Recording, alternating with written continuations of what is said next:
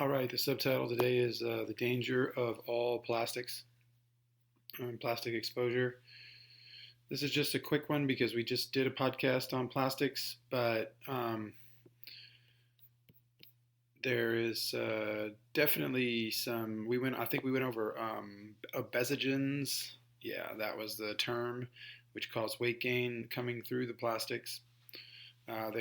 They influence the immune system, and sometimes that immune system is influenced over time, and sometimes your genetics can keep you okay from that influence until you're 30 or 40 or whatever it is, and then something starts changing. So the hormonal system starts to have less. The genetics are covering less, and you got to face the music, I guess you could say. Or at least they're not just fully protecting you anymore. And so, yeah, this whole notion, there's a notion that sand is running out. There's no way that we could provide glass anyway, and all this kind of stuff. It's all nonsense. Any geologist knows that's ridiculous. Sand needs of the whole entire world wouldn't even cover Arkansas, the state of Arkansas. It's just a ridiculous position, geologically speaking. And those who know minerals and mountain ranges and all the places that we get stone and sandstone and all the different things. So that's ridiculous. It's a bit like saying, we're running out of earth or something. And so that's not an issue. But the plastics, they find these microplastics, which are everywhere, right? So they go into all these different areas of our lives, and then they break down into little microplastics through heat and through exposure and through halogen and oxygen and all these other things. They end up becoming little smaller pieces, and then we take them in. We take them in through breathing, also through food, mostly through that channel, that type of contact. Skin, yep, all this stuff in plastic that we put on our skin, and we just don't see any consequences. It's no big deal, right? Nah, it's not going to do anything. So what happens is these plastics, these obesogens is what they call endocrine disruptors. That's the word they give them. So these things do go around, and they do stick to parts of the body and fat cells, and they attach. And so they need to be removed. And if they're not, they kind of gang up over time into their own tissue, meaning they just become their own entity. That gut the guy has walking around, that layer of fat, the more it's exposed, the more that those little pieces kind of sparkle it all up. And then that becomes its own endocrine tissue. The fat will become its own endocrine tissue regardless, if there's a lot of it. But you add to that the endocrine disruptors and plastics and microplastics, then you have a false endocrine system active there.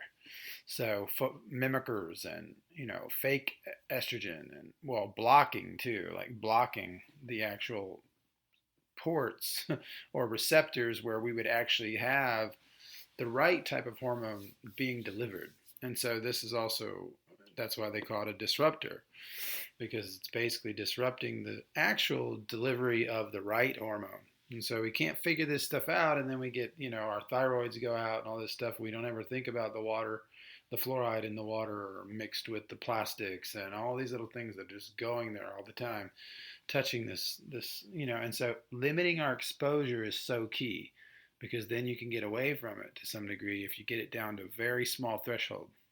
And it doesn't mean you have to go crazy and do everything, change your whole life. But you just have to be observant and see what you're doing with stuff. There are certain things which are unavoidable.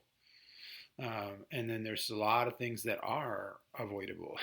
So it's just basically there in that domain where you want to watch out, where you can do something, where you do have power.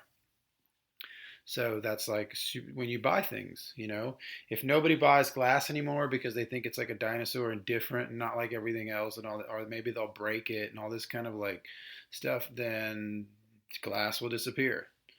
And so it's almost better to find a way to make these things work than to just do everything based on what I could call maybe some sort of slight convenience. It's not real convenience, because, having a gym, a bottle of glass in your gym bag and doing that after gym or whatever, and the plastic is lightly more convenient.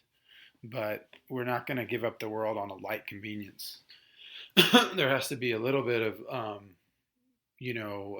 education around these things and the importance of it. Like, just kind of like keep that shit away from me. You know what I mean? Like, I don't want it. Or especially when it comes to certain things. Like for me, like I'm pretty picky on water, for example, but there's other areas which I let go too. I'm not gonna like trip because my ice cream is sold in a container that has BPA lining. Like I probably won't. But then again, I barely eat ice cream. And to be honest with you, when I did eat ice cream a lot, I gained a lot of weight. And it wasn't just I'm not going to just blame the the plasticizer. It could also be the ice cream, but definitely there's things that can be let go of and reduced and stuff like that. So yeah, what else does I want to get into here? Yeah, the danger of plastics, and the green plastics are even worse, right? So the green plastics are like they're touted now. Like all the plastic people are like, look, we have this bamboo and rice paper plastic and potato starch and they have all these cool terms for everything. But what they don't realize, most of them, and is that they already went down the plastic paradigm, never fought for this value at all. And then on top of that, it's all monetary. Like it's all lucrative. It's not like, and I'm not against money. I'm just saying the only reason that they made the choice to not go glass from the very beginning was 80%, maybe 20% practical. You don't want to break stuff and stuff like that. That can be set up though. That doesn't have to be, but 80% of those choices that are made are all economical. Now, economical choices are good when there's content behind them, meaning you make an economical choice, but you have principles first. If you just make a choice based only on economics, like this, the only reason we're doing it is just because of this reason, like then there's usually a loss in quality, content, there's damage, there's other things that happen to the quality of the product, right? Like a milk producer, right? So he could say, well, to make more money, I could do skim milk and then sell the cream, and have two products, And it's like, yeah, he could, and so that's purely economical. But he ends up creating damage on one side and cheaper milk, and so over long term, it's not a winning strategy.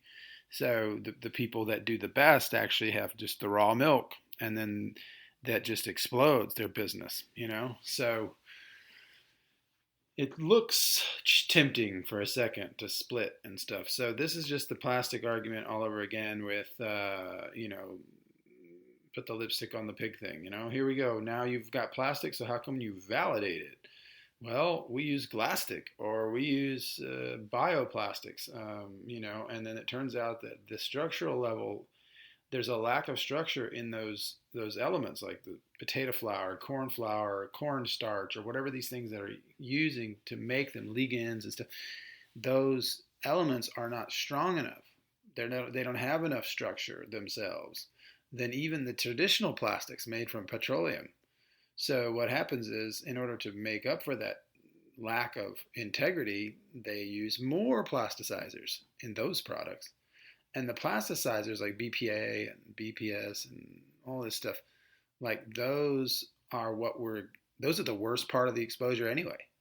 So you're actually getting more of the bad stuff with that. And, and it's just pretending to be good, but it's actually even more leachable.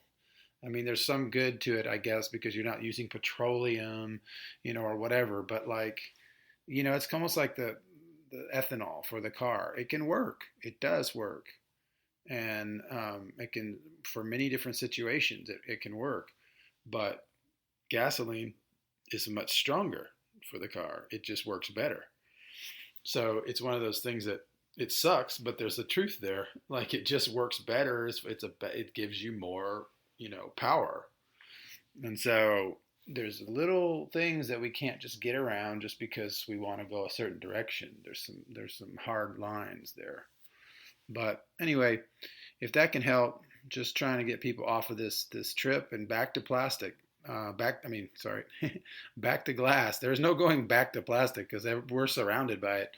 So going back to glass and, demanding that of your environment, and that becoming more popular and people realizing it's important. In France, the word endocrine disruptor is very well known. It's like, the president on down to the politicians, they've all mentioned it many times. Here, nope, you don't hear anything about it. So, and who's got all the obesity? Yep, that's here. And what do they call endocrine disruptors? Obesogens. So I'm not making this shit up. So anyway, hopefully we can break through and find some sense here, and especially when it comes to magnesium, which is what we sell, but never contaminate magnesium with plastic, because it beads up on the edge of the molecule. I mean, just like anything, it's not like anything is inert like that, like that's why there's a taste with the olive oil when you taste it. And that's why the olive oil producers went back to the glass, because the taste, you can taste it. So if you're tasting something, it's in there. So you don't have to say, is it in the magnesium? No, it's inert. Everything's perfectly different. And no, it isn't. It's all in there, and it messes up everything. And it even messes up the peremption, like the expiration date and all that stuff. That's one of the reasons they went back to glass. So some of the olive oil producers, but anyway, so you can't get around the truth of this. And so we can just kind of run over it for a while, but the endocrine system will eventually, it's already happening. Like we're taking a lot of medication for these glands now because we can't figure out what's happening. So anyway, do your best, and come check us out at theheartoftradition.com.